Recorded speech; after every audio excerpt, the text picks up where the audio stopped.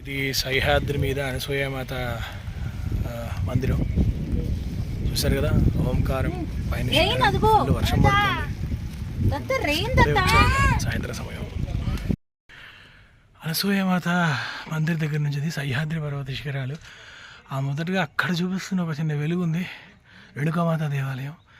ఇటు గుడి పక్కన పర్వతం మీద దత్తాత్రేయ స్వామి వారి నిద్రాస్థానం.